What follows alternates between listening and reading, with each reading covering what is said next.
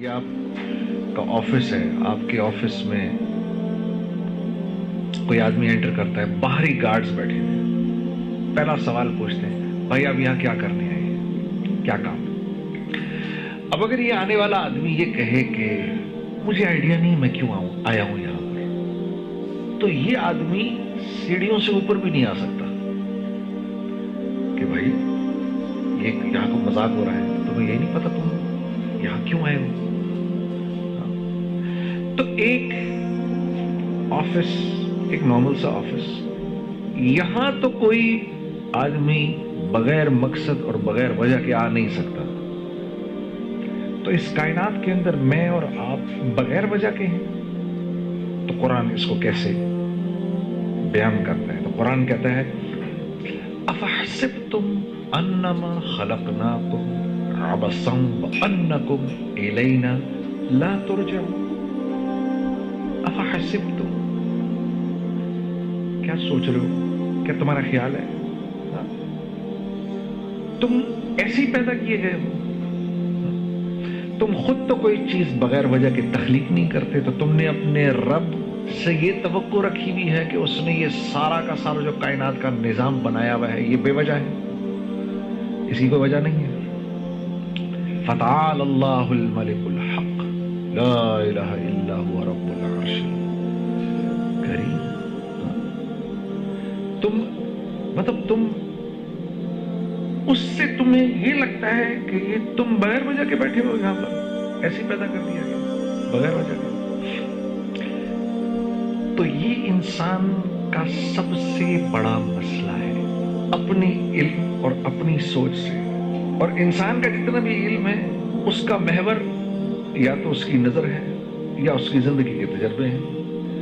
وہ یہ اوپر تک دیکھ سکتا ہے، اس کے آگے اس کو کچھ نہیں پتا کیا ہے، یہ اس کی زندگی کے تجربے ہیں تو اس نے سوچ رکھے۔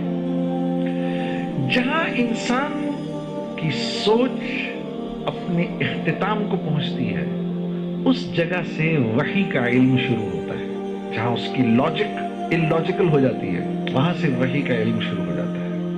اب اگر رسول اللہ صلی اللہ علیہ وسلم ہمیں نہ بتاتے تو ہمیں زندگی پر نہ پتا چلتا کہ ادھر دو کرامن کاتبین بیٹھے ہوئے ہیں، دنیا کی کوئی لاجک یہ پروو ہی نہیں کر سکتی لیکن بیٹھے ہوئے ہیں۔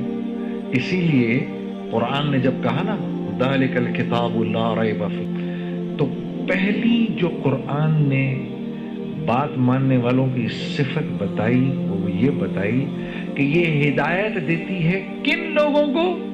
متقیوں کو، مدلل متقین، جو اللہ سے ڈرتے ہیں، صرف اس کو اس کتاب سے نفع ہوگا اور کسی کو نہیں ہوگا۔ جو اللہ سے ڈر رہا ہے اللہ اس کتاب کے ذریعے اس کو صراط مستقیم پر چلائے گا، ہر ایک نہیں چل سکے گا۔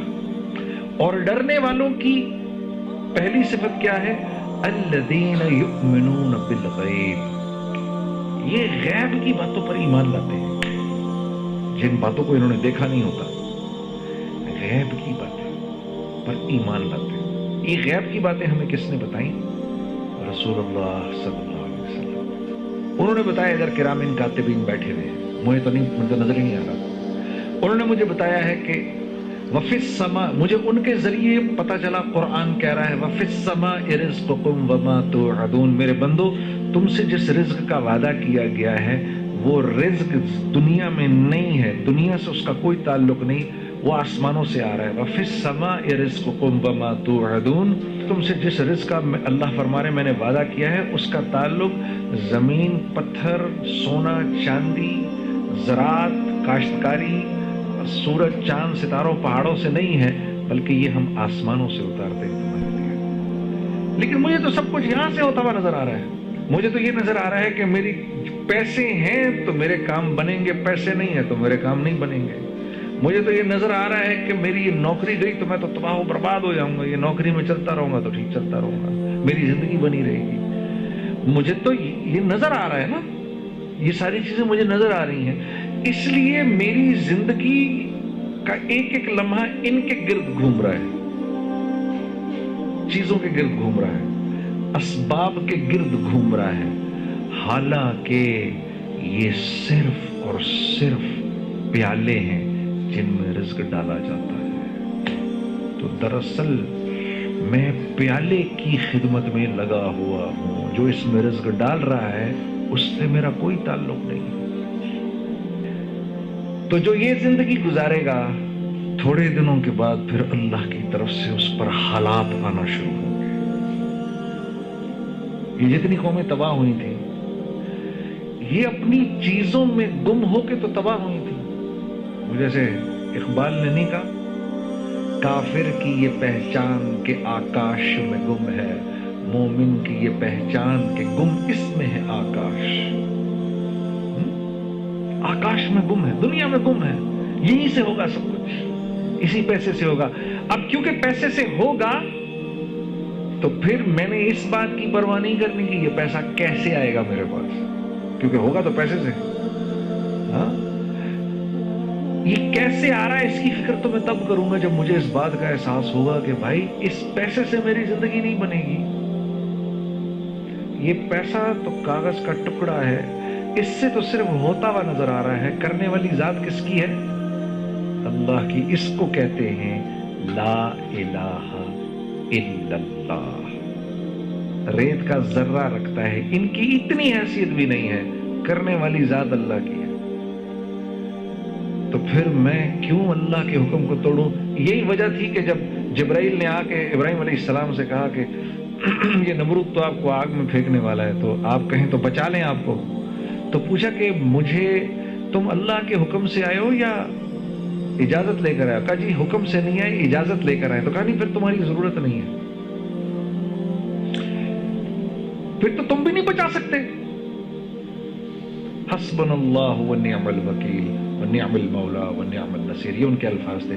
یہ کہا کہ جب اس نے ان کو منجنیق سے پھینکا تو چلے گئے ہوا کے اندر۔ انہوں نے کہا لوگوں کے کرنے سے، تو جو ایسا اپنے اندر ایمان رکھتا ہے، جس کی یہ سوچ ہوتی ہے کہ کریں گے تو اللہ کریں گے، پھر اللہ اس کی مدد ایسے کرتے ہیں جیسے ابراہیم علیہ السلام کی کہ براہ راست حکم دیا آگ کو، یا نار، اے آگ کونی بردم والسلام علی ابراہیم۔